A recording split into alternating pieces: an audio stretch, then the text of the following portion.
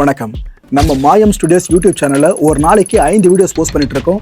எல்லா வீடியோஸ்க்கான நோட்டிஃபிகேஷன் உங்களுக்கு வரணும்னாக்கா சேனலை சப்ஸ்கிரைப் பண்ணிட்டு கீழே ஒரு பெல் ஐகான் இருக்கும், ஆல் நோட்டிஃபிகேஷன். அதை கிளிக் பண்ணிடுங்க. அதை கிளிக் பண்ணா மட்டும்தான் நான் போடுற வீடியோஸ் ஒன்று நீங்க பார்க்க முடியும். அண்ட் மாயம் ஸ்டுடியோஸ் போலவே மாயம் பக்தி அண்ட் மாயம் லைஃப் ஸ்டைல் இந்த சேனல்ஸையும் சப்ஸ்கிரைப் பண்ணிடுங்க. சப்ஸ்கிரைப் பண்ணிட்டு மறக்காம பெல் ஐக்கானை கிளிக் பண்ணிடுங்க, ஆல் நோட்டிஃபிகேஷன் கொடுத்துருங்க. யூடியூபை தாண்டி அடுத்தடுத்த அப்டேட்ஸ் நீங்க தெரிஞ்சுக்கணும் அப்படின்னா நம்ம மாயம் ட்ரெண்ட்ஸ் ஃபேஸ்புக் பேஜை ஃபாலோ பண்ணிடுங்க. கூடவே மாயம் ஸ்டுடியோஸ் 9 என்ற இன்ஸ்டாகிராம் பேஜையும் ஃபாலோ பண்ணிக்கங்க. இது எல்லாத்துக்கான லிங்க்ஸையும் கீழே டிஸ்கிரிப்ஷன் பாக்ஸ்ல கொடுத்துருக்கேன். நன்றி. பெட்டோட இழப்பை தாங்க முடியாம இருக்காங்களே, இறந்து போன பெட்டு மட்டும் சொல்ல, காணாம போன பெட்டு சேர்த்தா சொல்றேன். அவங்க எப்படி இருந்து வெளியே மீண்டு வர்றது? இறந்து போன பெட்டாவது உங்களுக்கு ஒரு க்ளோஷர் இருக்கும். அவங்க இங்க இருந்து அடுத்த இதுக்கு போயிட்டாங்க. ஆனா இந்த நான் சில நேரங்கள்ல லாஸ்ட் அனிமல் எடுக்கிறத ஸ்டாப் பண்ணிடலாம்னு தோணும். ஏன்னா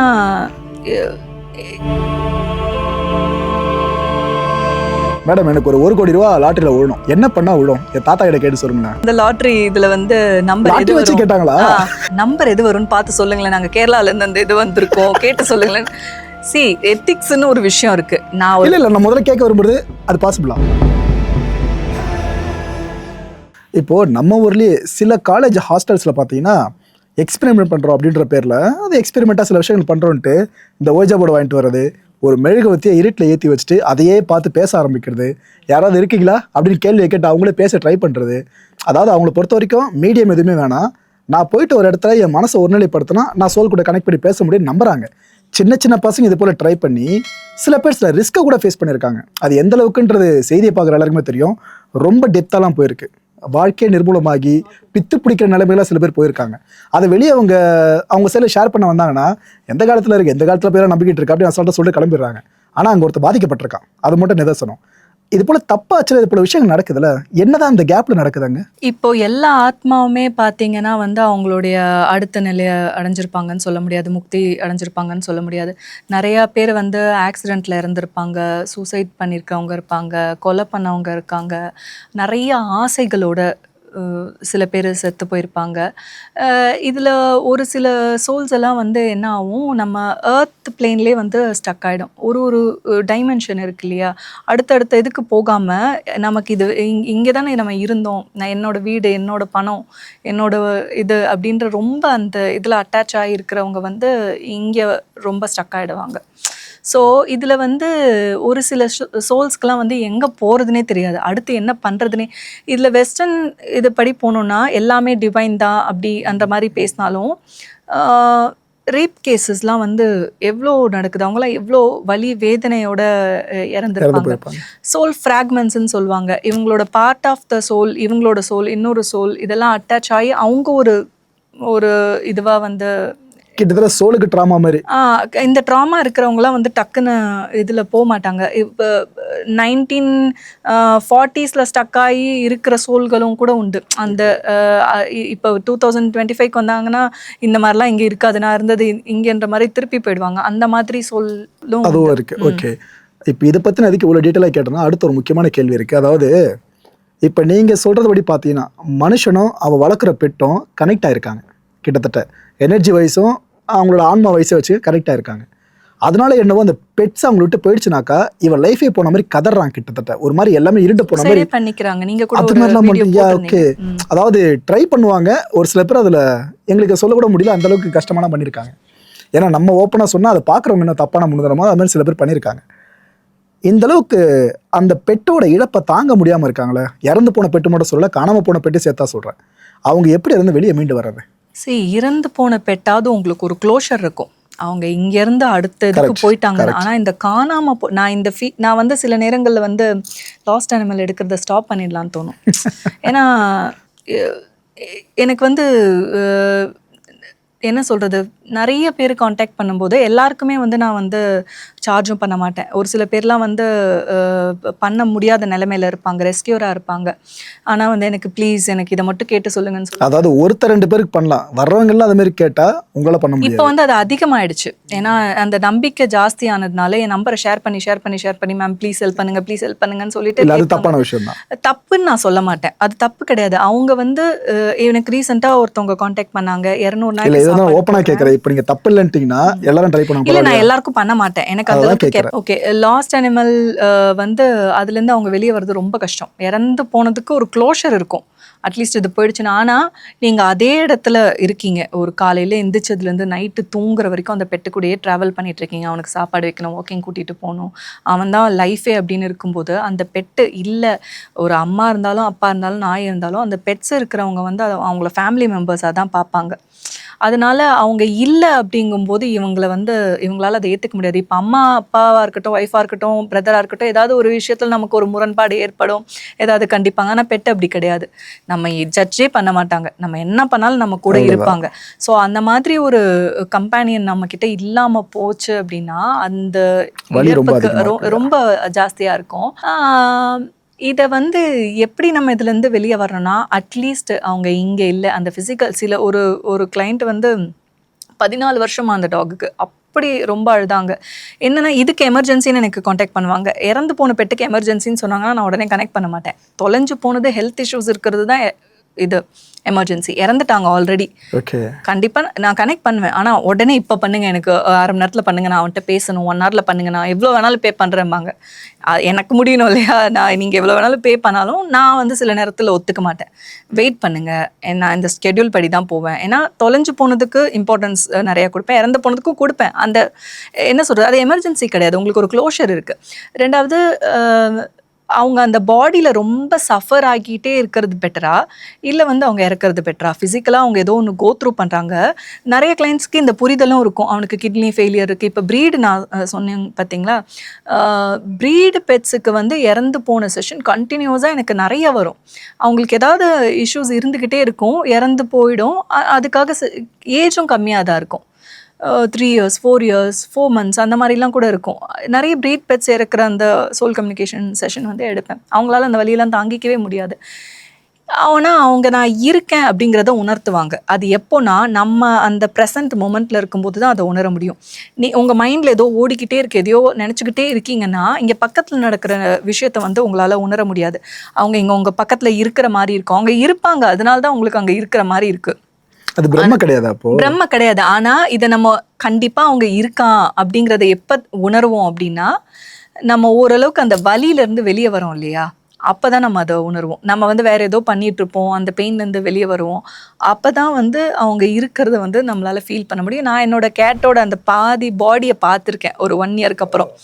1 இயருக்கு அப்புறம் அப்போல்லாம் ஓரளவு கொஞ்சம் நார்மல் ஆயிட்டேன். எங்கள் வீட்லேயே ஒரே பிளாக் டெய்ல் இருக்கிற கேட்டாவா, அவளோட குட்டி இன்னொன்று, அந்த குட்டியை நான் கையில் வச்சுருக்கேன், இந்த பக்கம் சுற்றி இந்த பக்கம் வரா.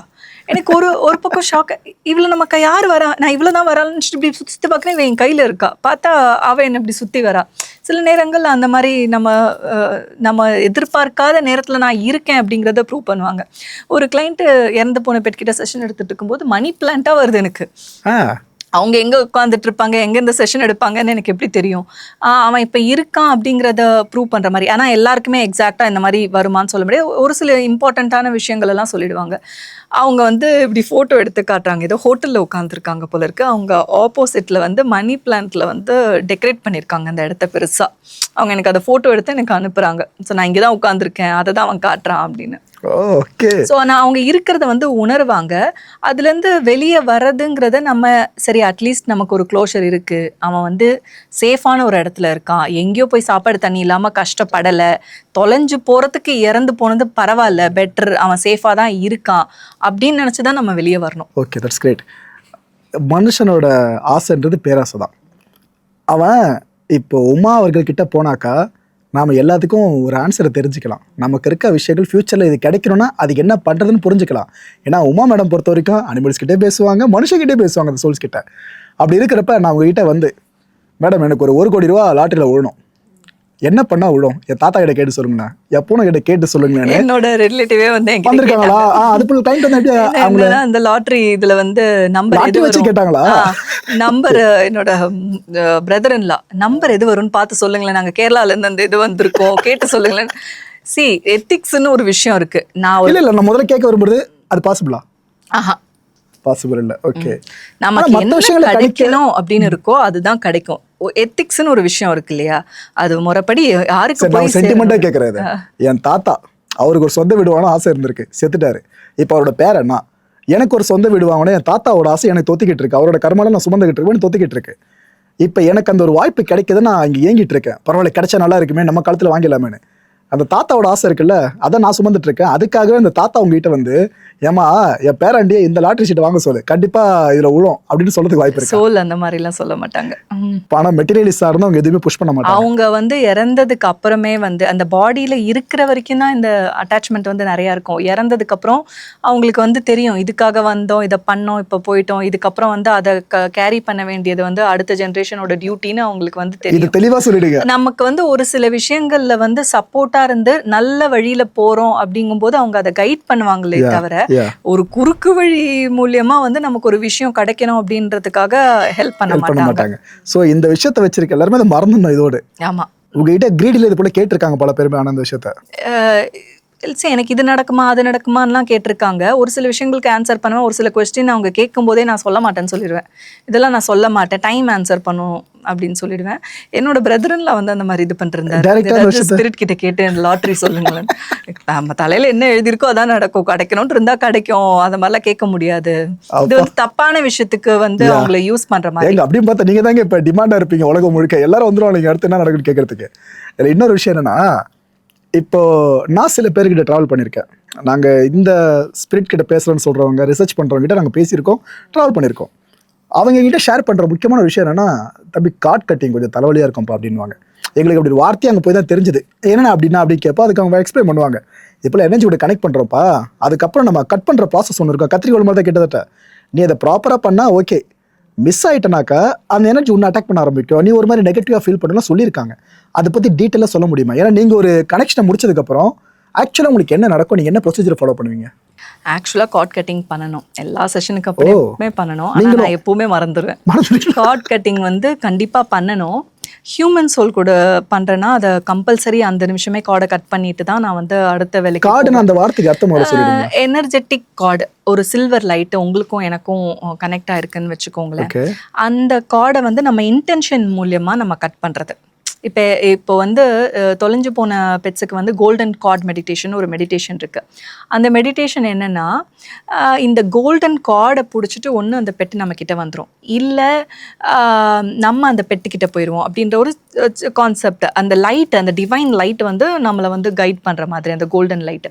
அதே மாதிரி இந்த எனர்ஜெட்டிக் கார்டு வந்து நம்ம 2 பேரையும் கனெக்ட் பண்ணியிருக்கு. அப்படிங்கும்போது இப்போ நான் அந்த கார்டை கட் பண்ணாமல் இருந்தேன்னா எனக்கு திரும்ப திரும்ப அந்த பெட்ஸோட தாட்ஸ், அவங்கக்கிட்ட பேசின கான்வர்சேஷன், இதெல்லாம் தேவையில்லாமல் வந்துக்கிட்டே இருக்கும். நம்ம எவ்வளோக்கு எவ்வளோ ப்ரெசென்ட் மூமெண்ட்டில் இருக்கிறோமோ அதுதான் நல்லது. ஸோ கார்ட் கட்டிங்கிறது வந்து கண்டிப்பாக பண்ணணும். அது எனர்ஜி நமக்கு ட்ரெயின் ஆகும். நான் நிறைய டைம் மறந்துடுவேன். ஆனால் எனக்கு நான் சொல்லி கொடுப்பேன் இல்லையா, அவங்கக்கிட்ட சொல்லுவேன் ஒரு செஷன் முடிச்சோன்னே பண்ணுங்க அப்படின்னு. சில நேரங்களில் நைட்டு தூங்க போகிறதுக்கு முன்னாடி அந்த கார்ட் கட்டிங்கை இன்டென்ஷனலாக வந்து நான் பண்ணிட்டு படுப்பேன். மறக்கவும் செய்வேன். மறந்தா அன்னைக்கு எப்படி இருக்கும் உங்களுக்கு நாள்? எனக்கு தெரிஞ்சிடும். நம்ம வந்து இன்னைக்கு கொஞ்சம் ஸ்ட்ரெஸ்ஸாக இருக்கோம், இல்லை இதுவாக இருக்குன்னு தெரிஞ்சதுன்னா அந்த கார்ட் கட்டிங் பண்ணுவேன்.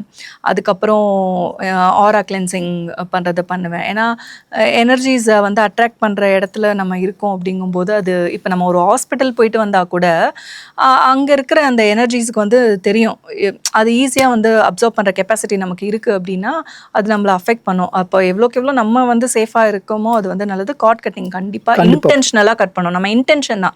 இப்போ நான் கனெக்ட் பண்ணுறேன் நீங்கள் சொன்ன மாதிரினா நடுவில் எதுவும் மீடியம்லாம் கிடையாது. என்னோட இன்டென்ஷன் தான் அவங்களை கனெக்ட் பண்ண வைக்குது. நான் ஒருத்தர்கிட்ட கனெக்ட் பண்ணணும்னு இன்டென்ஷன் செட் பண்ணுறேன், கனெக்ட் பண்ணுறேன், எனக்கு மெசேஜ் வருது. அதே மாதிரி தான் இந்த கார்ட் கட்டிங். ஓகே உமா, இவ்வளோ தூரம் எல்லாத்துக்கும் வெளிப்படையாக பதில் சொன்னீங்க. ஆக்சுவலி இப்போ பல பேருக்கு கியூரியாசிட்டி என்ன வரும்னா, இவங்க படிச்சிருக்காங்களோ அப்படின்னு பல பேர் யோசிப்பாங்க. ஏன்னா எந்த அளவுக்கு ஆரா, சாமி, வாகனம் இது போலாம் பேசுனீங்களா, அதனால டவுட் வரும். என்ன படிச்சிருக்கீங்க? PhD marine biology. +2 முடிச்சு என்ன பண்ணீங்க? பயோடெக்னாலஜி. அதுக்கப்புறம் மெரைன் பயாலஜி. அதுக்கப்புறம் PhD இன் மெரைன் மேங்க்ரோவ்ஸ்ல. ஓகே, ஸோ புரிஞ்சிருக்கோம். நல்லா படித்த மூளை தான். அவங்க தான் இவ்வளோ நம்மகிட்ட ஷேர் பண்ணியிருந்தாங்க. உமா, எல்லா கேள்விகளுக்கும் பதில் சொன்ன உங்களுக்கு ரொம்ப ரொம்ப நன்றி உமா. தேங்க்யூ. வணக்கம். நம்ம மாயம் ஸ்டுடியோஸ் யூடியூப் சேனலில் ஒரு நாளைக்கு 5 வீடியோஸ் போஸ்ட் பண்ணிட்டு இருக்கோம். எல்லா வீடியோஸ்க்கான நோட்டிஃபிகேஷன் உங்களுக்கு வரணும்னாக்கா சேனலை சப்ஸ்கிரைப் பண்ணிட்டு கீழே ஒரு பெல் ஐக்கான் இருக்கும், ஆல் நோட்டிஃபிகேஷன், அதை கிளிக் பண்ணிடுங்க. அதை கிளிக் பண்ணால் மட்டும்தான் நான் போடுற வீடியோஸ் ஒன்று நீங்கள் பார்க்க முடியும். அண்ட் மாயம் ஸ்டுடியோஸ் போலவே மாயம் பக்தி அண்ட் மாயம் லைஃப் ஸ்டைல் இந்த சேனல்ஸையும் சப்ஸ்கிரைப் பண்ணிடுங்க. சப்ஸ்கிரைப் பண்ணிட்டு மறக்காம பெல் ஐக்கானை கிளிக் பண்ணிடுங்க, ஆல் நோட்டிஃபிகேஷன் கொடுத்துருங்க. யூடியூபை தாண்டி அடுத்தடுத்த அப்டேட்ஸ் நீங்க தெரிஞ்சுக்கணும் அப்படின்னா நம்ம மாயம் ட்ரெண்ட்ஸ் ஃபேஸ்புக் பேஜை ஃபாலோ பண்ணிடுங்க. கூடவே மாயம் ஸ்டுடியோஸ் 9 என்ற இன்ஸ்டாகிராம் பேஜையும் ஃபாலோ பண்ணிக்கங்க. இது எல்லாத்துக்கான லிங்க்ஸையும் கீழே டிஸ்கிரிப்ஷன் பாக்ஸ்ல கொடுத்துருக்கேன். நன்றி.